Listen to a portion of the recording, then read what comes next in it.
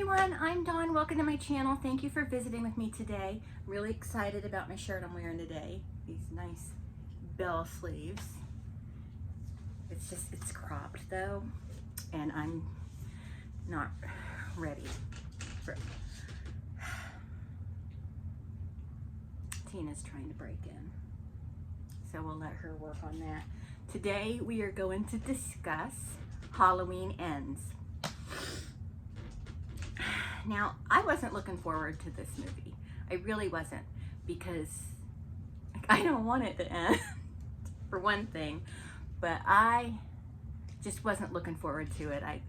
I liked Halloween 2018. It was fine. I love Halloween Kills. I know a lot of people are down on those two movies, but I love Halloween Kills. But Halloween Ends didn't do it for me. Now this movie, or this review, this discussion, I'm not going to say so much a review as a discussion, is going to probably be ladled with spoilers. So spoiler alert, spoiler alert, spoiler alert. So the movie opens with this 21-year-old Corey who is going to babysit for the family whose lawn he mows. And it's a Halloween night. It's Halloween 2019, so it's a year after the events of Halloween Kills.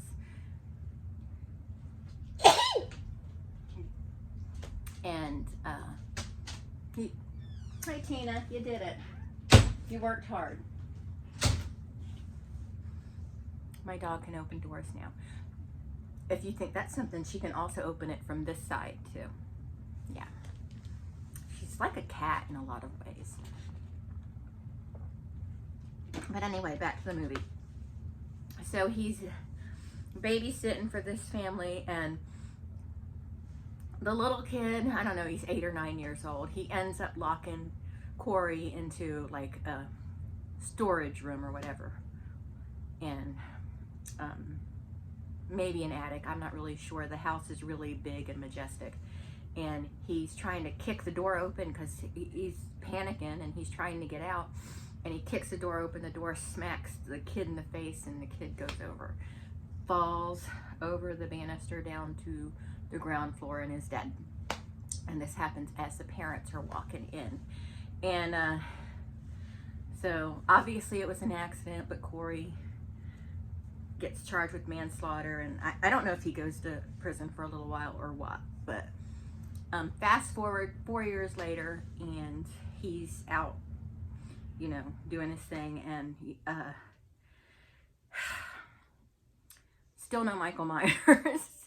And you know, there's Lori. She's bought a house, and she's living a normal life now in her little suburban home with Allison is living with her, and everything seems to be going fine. There's been no appearance of Michael Myers. Everybody's fine. And Corey and Allison are basically introduced by Jamie Lee Curtis's character, and which also, it's fine. Everything's fine, but it's taken so long for us to see Michael. We still haven't seen any Michael, except for in some flashback footage, but no Michael. I mean, it's his movie, for Christ's sake.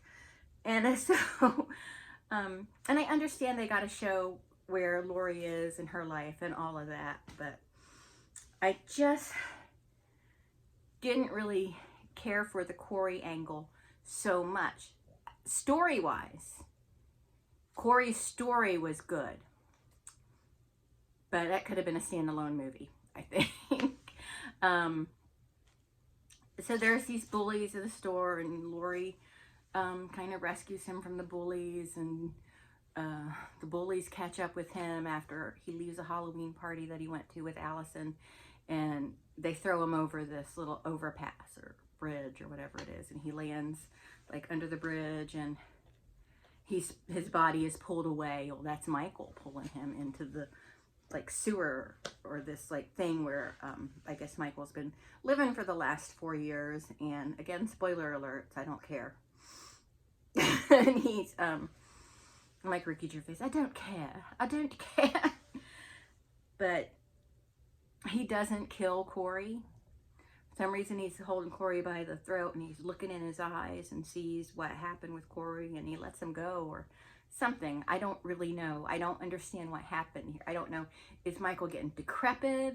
What is it? What is happening here? I don't understand. So Corey leaves, but he's turned face to face with this homeless guy who has Corey's knife, and they have a little kerfuffle, and Corey ends up stabbing the homeless guy. So I guess this is the point where he's turned dark or something. I don't know, but what the hell is happening over here? Shit. But he's you know, he's looking at Michael kind of, it seems like, as a hero now. And I still, at this point, I don't know if Corey knows this is Michael Myers. Maybe he does. I don't know. I don't know what's happening. I don't know what's happening. Maybe I should give it another watch, give it another chance. But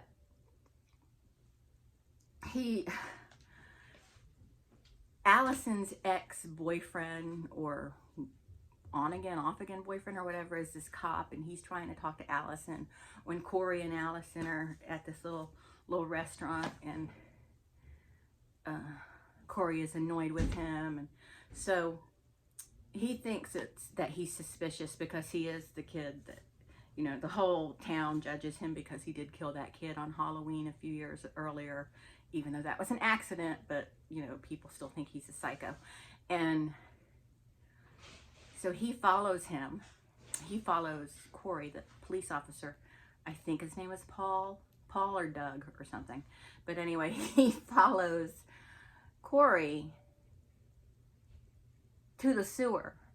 Like, he goes into the sewer, you know, where Michael Myers is. So Michael Myers, like, kills the guy, and Corey helps by holding him down. And I don't know. I guess this was the kill that helped Michael get his mojo back or whatever. I don't know. But then he leaves, and it's, yeah, I don't know. I don't know. He follows Corey. He knows where Laurie is now, and there's one scene where Corey decides he wants the Michael Myers mask, and he goes in there and basically has this little wrestling altercation with Michael Myers and takes his mask and walks away. And I'm like, that is such bullshit. No one would do that to Michael. I just don't see anyone just going. Maybe Jason could, but it was just this 20-something-year-old goes in there and steals his mask and takes off with his mask, and it just wasn't doing it for me. And I know I've left several parts out. I don't want to give the whole thing away. Well, I pretty much did, though. But it's just, so much about this movie bothers me. It's so,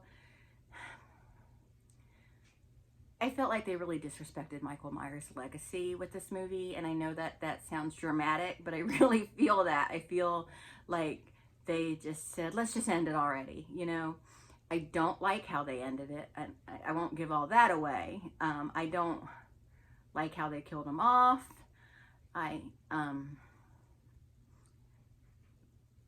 But I will say at the very, very end, they're showing clips from inside Laurie's house. In one part, they're showing her living room, and the mask is on the table. Why? You know, there's got to be more to that. But I don't know. I was really bothered by this, as are a lot of people. And there are a lot of people that like it, and I'm not taking anything away from them. Everybody has different taste. Will you fucking get over there? I'm sorry. Everyone has different taste and opinions, and that's totally cool, and I think that's great, because I'm kind of starting to flip-flop on this movie a lot. Like, I like it because I love Jamie Lee Curtis, and I like it because I like Corey's story, and I like it because I do get a little bit of Michael. But when you put it all together, I don't like it. You know, I didn't love it. I really didn't. I think it's worse than Rob Zombie's Halloween too. It just, when I first watched it, the first time I watched it, because I watched it twice so I could kind of know that my feelings are what they are, and they have changed a little bit since my initial reaction, and that usually does happen, but I just feel like they did Michael dirty. I feel like they did Michael dirty, you know, and I understand it's called Halloween Ends, so we're gonna end it, but you know how they made H2O as if Halloween 4 and 5 and 6 didn't exist, like Revenge, Return, and Curse didn't exist. Oh, and Season of the Witch, but Season of the Witch was its own movie, so I don't really include that into the Michael Myers canon. But so you know how they did that with H2O, and then they did Resurrection as a sequel to H2O. And then they came back with the Halloween 2018 and did that as if the first Halloween, John Carpenter's Halloween 1978, was the only one that existed. And I want someone to decide, okay, we're gonna redo this. Halloween 1 and 2 happened, and we're gonna take it from there. And this is, you know, because everybody's taken their liberties now with movies, and they've, well, not now, they've done it forever, because you have all these different Dracula retellings and everything. So we can do it with Michael. We can do it with Michael. We can. So I'm just, so anyway, my final opinion of this movie. I'm not going to tell people not to see it, because I think that's unfair to tell people to not see the movie, because like I said, everybody has different opinions and different tastes. Because for example, I liked 2010 A Nightmare on Elm Street. I liked it. I didn't love it. I absolutely do not think it was in any way close to being better than the original, but I still liked it. There are people that want to see Laurie get closure, and there are people that want the story to end and that be it, and so they may enjoy it. And so I'm not going to tell anyone to not see it. I hate those people that don't see it, it's a waste of money. I would never tell somebody to not see something, but my opinion is it's just not good. The acting is fantastic, but it couldn't save it. It couldn't save it. The story didn't work for me. I didn't like it. I think that Corey Cunningham's story could have been a separate standalone story on its own that didn't involve Michael Myers at all. They could have created this madman character, sort of like Apt Pupil, if you remember Apt Pupil. Sort of like that. Corey could have a story like that with the Apt Pupil, but like the Apt Pupil angle, but I just don't like how this kid kind of became almost like the student of Michael Myers or something. It was just weird to me. And maybe I'm just looking at it the wrong way, but I didn't think it was a good movie. Do I recommend it? I don't recommend it, but I'm not going to tell someone to not see it, you know, because I'm not that arrogant as to believe that my opinion is the only one, and that my opinion even really matters in a sea of opinions. But I just want to share it here. But anyway, that's it. Thanks so much for watching. Still love Jamie Lee Curtis. I still love my Michael. I still believe that they can bring him back. I think that they need to pretend like these last 3 movies didn't even happen. Even though I did like Halloween and Halloween Kills, they need to just pretend like these 3 movies didn't happen and go back to Halloween 2 and tell the story from there. You know what I'd love to see is John's story from H2O. What happened to John? What went on with John? What was his life like after all of this? You know, I'd like to see that story told. But maybe not enough people cared about him to begin with, so. He was kind of a little whiny bitch though, wasn't he? But anyway, that's it. Thanks so much for watching. I hope you enjoyed this. If you've seen the movie, let me know what you think. And I tried to be as nice and as fair as possible. I'm not really, movie reviews aren't my you know, strength, but I try. You know, I watch movies and I tell you what I think. That's really all I do. But thanks so much for watching, and I will talk to everyone later. Bye.